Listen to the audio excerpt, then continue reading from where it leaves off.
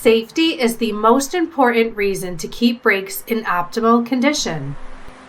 As you learned from the previous module, the first and most common system found on commercial vehicles is the drum brake system. At its most basic level, this system works by contacting two inner brake shoes against an outer brake drum. The contact of the shoes against the drum creates friction, slowing the vehicle.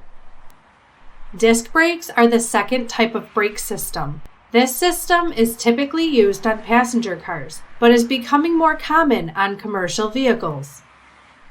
This system consists of an inner disc called a rotor and a caliper assembly with brake pads.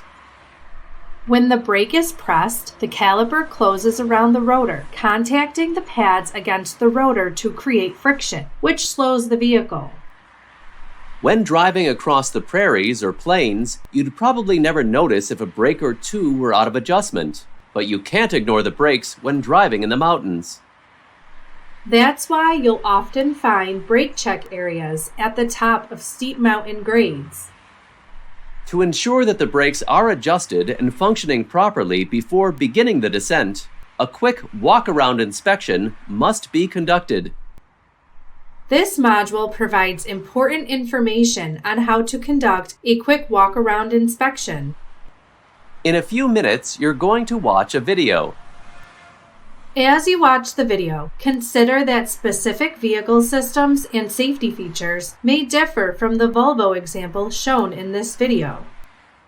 Therefore, there may be some minor differences between Volvo's and Lindy's brake inspection procedures. Always follow the instructions and guidance of your supervisor, approved local policies and procedures, and equipment manufacturer recommendations. When performing an equipment inspection, you must always use proper PPE, such as gloves, safety glasses, a hard hat, and safety shoes. Drivers should perform an inter-trip inspection per local requirements. It is important to remember that brake components can only be adjusted by an authorized mechanic. Lastly, when inspecting equipment, you should use a proper ergonomic position. Be aware of the risk of head and back injury. Now let's watch the video.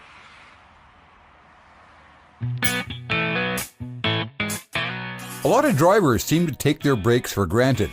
And why not? They're robust and reliable. The biggest problem we have with brakes seems to be adjustment. At least, that's what the Commercial Vehicle Safety Alliance's brake stats tell us. When driving across the prairies or the plains, you'd probably never notice if you had a brake or two out of adjustment. But you can't take brakes for granted when you're driving in mountains. That's why you'll often find brake check areas at the top of steep mountain grades. This video explains what you're supposed to do in a brake check area, other than walk around, stretch, and cool down your tires.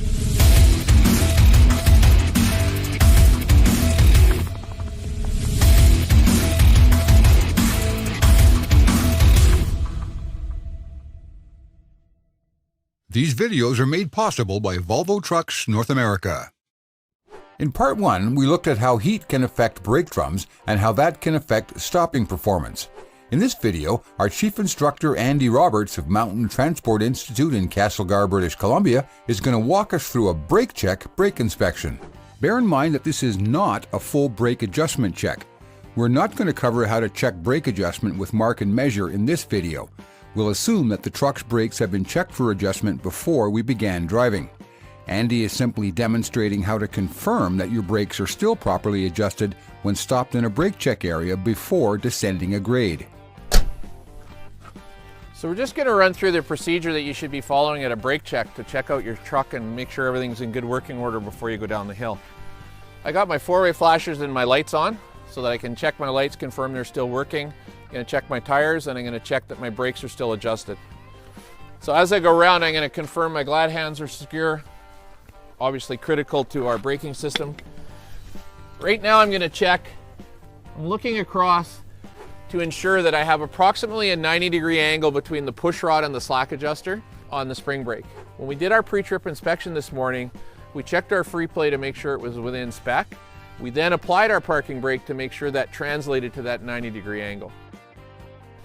So as I continue around, I'm going to check lights, tire inflation, possibly hub temperatures, tire temperature if I'm concerned, especially on a hot day.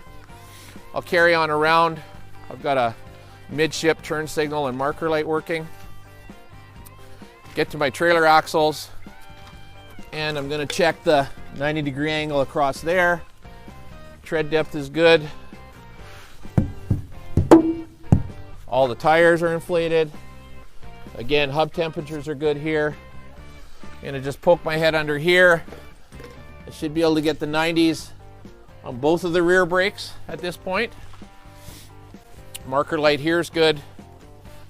All the marker lights on the back, the signal lights, tail lights are working. Now we're going to carry up on the side and check everything we checked on the other side. They're functioning great. So the key to remember is that we want to ensure everything's functioning properly still before we head down the hill. The last step is going to be when I get in the cab, before I pull out of the brake check, I'm going to do a hand valve tug test to prove that my trailer service brakes are functioning. There were some trailers built at one time that had a spring brake priority system. The spring brakes would release even if there wasn't enough air in the system to apply the service brakes. It's always important to make sure those service brakes are working in case you need them going down the hill. Once you've done that, you just need to figure out what the best gear is to go down the hill and have a safe ride to the bottom. Well, that covers about all you need to know about how to inspect your brakes before heading down a long hill. We want to avoid using the service brakes on a long descent, but it's critical that the brakes be in good condition and properly adjusted before heading down the hill, just in case we need them. Part 3 of this series covers what you need to know about hills, including understanding grade and warning signs, and how to use a Volvo I-Shift transmission on a long grade. In Part 4, we hit the road to demonstrate the correct driving techniques for long grades. I'm Jim Park. We'll catch you on the next one.